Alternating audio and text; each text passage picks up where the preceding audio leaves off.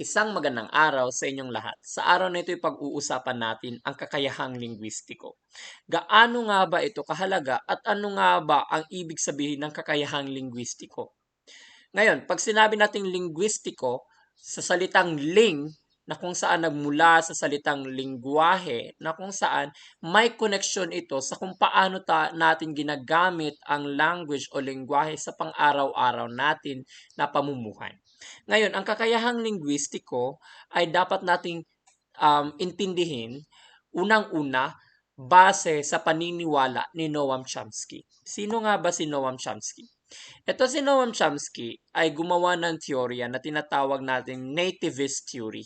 Sabi dito, mayroong likas na kaalaman ang tao hinggil sa gramatika na nagbibigay sa kanya ng kapasidad na gumamit at makaunawa ng wika. Ibig sabihin nito, naging native na o natural na sa tao na matuto ng wika. Noong bata pa lamang daw tayo'y nakaprogram na o gawa na tayo na kung saan maaari tayong matuto ng wika o mayroon tayong abilidad na matuto ng wika. Yaon ang sinabi ni Noam Chomsky. Okay, dagdag pa nito, meron tayong National Function Syllabus. Isa itong theory ni David Wilkins, okay? Sabi dito, upang matamo ang kakayahang komunikatibo or linguistic competence, okay? Kakayahang linguistiko, kailangang pantay daw na isaalang-alang ang pagtatalakay sa mensahe na nakapaloob sa teksto at forma o kaya rin ng wikang ginagamit sa teksto. Ibig sabihin, ayon kay David Wilkins, 'di ba kanina kay Noam Chomsky sabi niya, nakaprogram na tayo o natural lang natin o native na nature ng isang tao ang matuto ng lingwahe. Okay? Ngayon sa National Function Syllabus ni David Wilkins, sabi niya, tayo raw ay makakatamo ng kakayahang komunikatibo o kakayahang linguistiko. Okay? We are able to communicate kapag pantay na isinaalang-alang o pantay nating kino-consider ang pagtatalakay first ng content o ng mensahe ng tekstong binabasa at ang forma or ang form. Hindi ko ibig sabihin dito na yung form na kung ano yung itsura, hindi ganon. Ang ibig sabihin ng forma ay yung grammatical form, kung ano yung forma niya. Okay, gumagamit ba siya ng mga pangalan? Meron ba siyang mga aliw-iw? Meron ba siyang mga ginagamit na mga pandiwa, pantukoy? Okay? Ngayon, sabi dito, dapat daw, kapag iniintindi mo yung isang teksto o isang pahayag, hindi ay dapat magkapantay na tinitignan mo yung mensahe at ang forma. Okay? Yung grammar. Okay, ngayon, para higit nating maintindihan anong ibig sabihin nitong National Function Syllabus ni David Wilkins na dapat pantay ang forma at mensahe o content, pag-aralan natin itong sinasabi nating mga pagkakamali, karaniwang pagkakamali sa gramatika. Okay, madalas na pagkakamali sa gramatikang Filipino. Ngayon sa video na ito, pag-uusapan lang natin ang 10 mga grammatical errors. Okay, karaniwang pagkakamali. Okay, simulan na. Meron tayong nang at ng na nang, may at mayroon, din daw, rin raw, kung at kong, kita kata, sila, nila, sina, nina, pahirin, pahiran, subukin, subukan, pinto, pintuan, at hagis o ihagis. Ngayon, sa video na to, 10 lang muna para hindi masyadong mahaba ang video.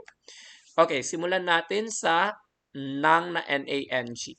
Okay, pag sinabi natin nang na N-A-N-G, ito'y ginagamit sa dalawang salitang ugat na inuulit. Okay, pag sinabi natin salitang ugat na inuulit, ito yung halimbawa, takbo. Yan ay salitang ugat.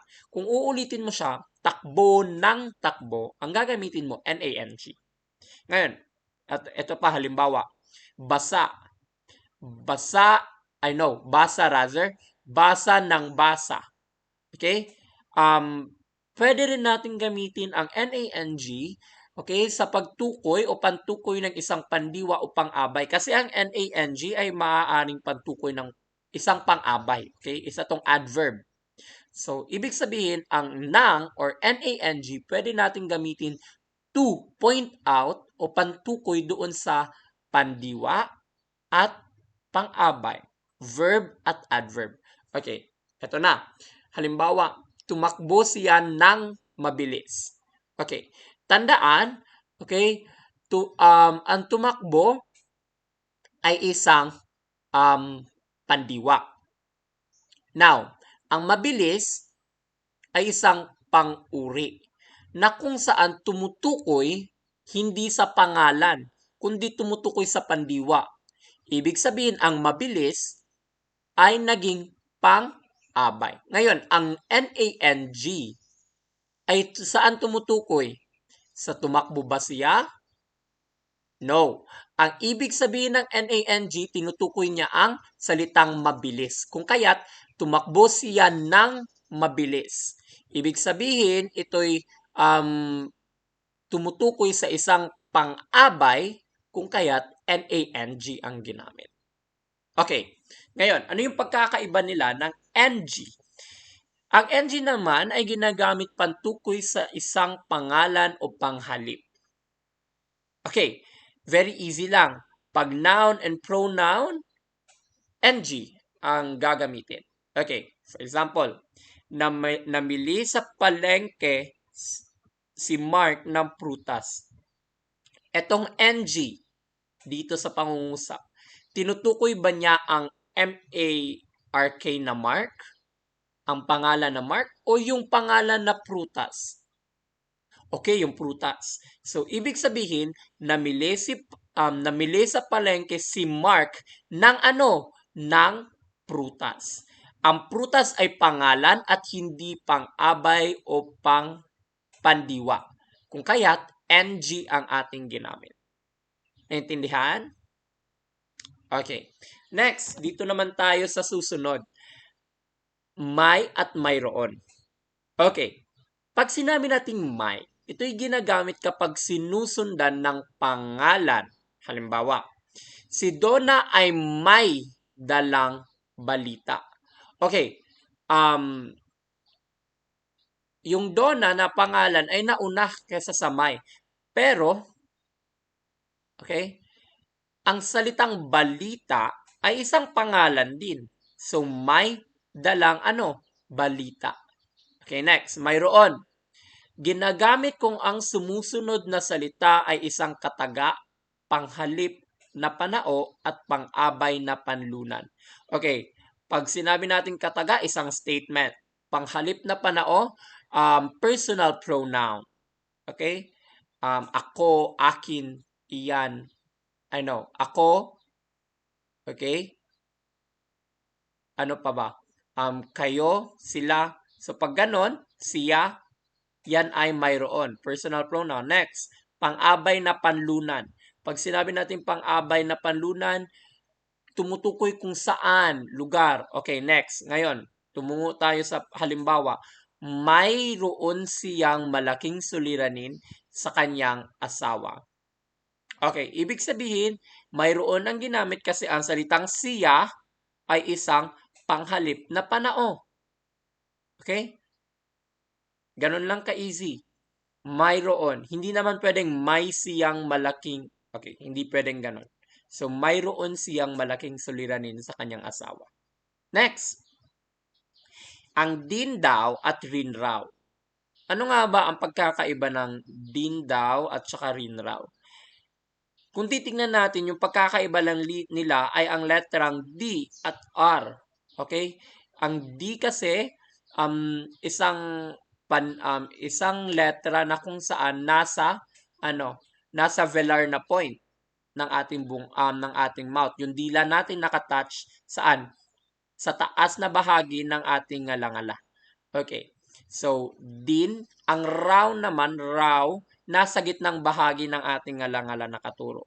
Okay. So, ano yung pagkakaiba? Ang di or din or daw ay ginagamit kapag sinusundan ng katinig. Sinusundan nito ay katinig. Halimbawa, susunod din or daw sina Ella at Joy. Okay? Ang ibig sabihin dito, susunod daw o din. Yung huling letra ng naunang salita ay letrang D. Is it patinig or katinig? Pag sinabi natin katinig, it's consonant. Okay? So, ang letter D is a consonant. Ibig sabihin yung gagamitin natin ay din at daw. Naintindihan? Okay. Next, rin at raw. Okay, ngayon dito, ang pagkakaiba nila sa din at daw, kung ang din at daw, sinusundan dapat nito ay katinig, sa rin at raw, ang sinusundan dapat ay patinig or vowels. A, E, I, O, U. Okay, now, halimbawa, binili rin o raw ni nanay ang lechon para sa kaarawan ni bunso. Ibig sabihin, kasi I o vowel ang huling letra ng salitang binili, gumagamit siya ng R o rin at raw. Intindihan? Okay. For another example, mamaya raw ang pag-aanunsyo o pag-aanunsyo ng mga nanalo. Ang huling letra ng salitang mamaya ay A, kaya raw ang gagamitin. Halimbawa, sa hapunan daw aaminin ng mag-ina ang kanilang ginawa. Okay? Hapunan, N ang huli, katinig, kaya din at saka daw. Next, kung at kong. Okay. Sa pronunciation pa lang o pagbigkas pa lang, magkaiba na sila. Kung at kong. Okay, hindi sila kung at kong. Okay, hindi sila kong at kong. Kung at kong. Unahin natin ang kung or K-U-N-G. Dito, isang pangatnig na panubali at karaniwang ginagamit sa hugnayang pangungusap. Kapag nagdurugtong ka ng dalawang pangungusap na kung saan, okay, mayroong pagkakaiba ng tono, halimbawa, yung idinudugtong mo na pangungusap sa naunang pangungusap ay consequence, okay? Or an option kung ang iyong gagamitin. Halimbawa, isang malulutas ang suliranin kung if, okay? Yung salitang kung sa English tinatawag nating if. Okay? Kung tayo ay magtutulungan. Okay? The problem will be solved if everyone helped. Okay, so yung salitang kung, ang function niya sa English ay if. Okay, next. Ang kung, nanggaling sa panghalip na panaong ko, okay, sa pronoun na ko or me, at inaangkupan o dinadagdagan ng NG para mas maging madali bigkasin. Okay. Bakit kailangan ng NG, sir? Okay, kasi halimbawa ito, nais ko tulungan, ganon. So, napakapangit pakinggan. Nais ko tulungan ka, ngunit tulungan mo rin ako. Okay, kung walang NG, magiging pangit ang pagkakabigkas o hindi siya swabe sa ating dila. So, yung nangyari, inangkupan natin ng NG kung kaya't naging kong. Okay? So now, nais kong tulungan ka, ngunit tulungan mo rin ako. Okay, ganun lang. Very easy. Next, sunod. Kita at kata. Okay, pag sinabi naman natin kita at kata, okay, meron silang pagkakaiba. Okay, alam ko, ilan sa inyo hindi alam na meron palang salitang kata. Pero ngayon, pag-aaralan natin paano nga ba ito gagamitin. And this is very common na mistake natin. Okay, now, ang salitang kita, okay, ginagamit kapag ang isa o dalawang nag-uusap ay siyang gaganap ng gawain para sa kausap. Halimbawa, ibibili kita ng bagong damit. Sino yung gumagawa ng kilos? Yung isa sa nagsasalita. Okay, for example, nag-uusap tayo. Sasabihin ko, ibibili kita ng milk tea. Okay, ganon. Ibig sabihin, ako yung gagawa ng kilos. Paano naman, sir, pag tayong dalawa ang gagawa ng kilos, kung ikaw at ako yung gagawa ng kilos, kata ang gagamitin. Okay? Halimbawa, kata ay magsimba muna bago umalis. Okay? Tayong dalawa ay magsimba muna bago umalis. Or, kata kata at uminom muna tayo ng milk tea bago tayo kumain ng cake. Okay? So, yung salitang kita, para lamang sa akin o para lamang sa'yo. Pang single yan. Pag sinabi naman kata, pang taken, para dun sa dalawa. Okay? Dalawang nag-uusap. Yung dalawang nag-uusap ang gagawa ng kilos. Okay, ang susunod naman ay sila at nila at sina at nina. Ngayon, yung pagkakaiba nila is yung letrang L at N. Okay, sa pangatlong letra. Halimbawa, tingnan natin, sila, nila, sina, at nina. Okay. Sir, ano yung pagkakaiba nila? Ngayon, ang sila at nila, letrang L, okay? May L. Ito'y panghalip na panao, pamalit, okay? Isang pronoun at hindi sinusundan ng pangalan. Pronoun siya at hindi siya sinusundan ng pangalan. Because pronoun ay pamalit ng pangalan. So, ibig sabihin, ang sila at nila ay isang pronoun. Halimbawa, walang pangalan na sumusunod sa kanya. Okay? Kasi pinalitan niya na yung pangalan. For example, sila ay pupunta sa Laguna. Okay? Next, binili nila ang bestida para kay Lola. Para kay Lola. So, gumamit tayo ng letrang L, sila at nila. Okay? Kasi walang pangalan na binanggit sa pangungusap. Okay? Ngayon, sir, pag merong pangalan, sir, ano yung gagamitin? Diyan mo na gagamitin ang letrang N. Okay? Sina at nina. Okay, paano, sir? Sina Jacob at Elsa ang mangunguna. Pinitas ni Eren at Mikasa ang mangga. Okay? So, gagamit ka ng N kasi mayroong pangalan na sumusunod. Okay. Next. We're almost done. Pahirin at pahiran. Pag sinabi natin pahirin, okay, may inaalis ka o pinapawing bagay. Halimbawa, pahirin mo ang luha ng bata. Okay? Tanggalin mo yung luha ng bata sa kanyang mga mata. For example, may dumi yung screen ng cellphone mo. Tapos utusan mo yung kapatid mo, Inday, maaari mo bang pahirin ang dumi sa cellphone ko? That's it. Paano naman kung pahiran? Dito may nilalagay ka sa iyong mukha. Basta pahirin, tinatanggal, pahiran, may ilalagay. Okay, halimbawa, nasa dagat ka, nasa beach ka, tapos sinabi mo dun sa kasama mo, maaari mo bang pahiran ng lotion ang aking likod? Pahiran mo ng tubig ang iyong mukha. Ibig sabihin, may nilalagay ka. Ulitin ko, pahirin, may tinatanggal. Pahiran, may nilalagay. Naintindihan? Okay, next. Subukin at subukan. Pag sinabi naman natin subukin, okay, tingnan ang kalagayan o ayos. Okay, you are checking on something. You are trying. Okay, pag sinabi natin try, subukin. Okay, trying, subukin. Okay, now, for example, subukin natin, wala yang G, okay, mali yan. Subukin natin ang lasa ng bagong ice cream. Let us try the taste of the new ice cream. Okay, so subukin, try.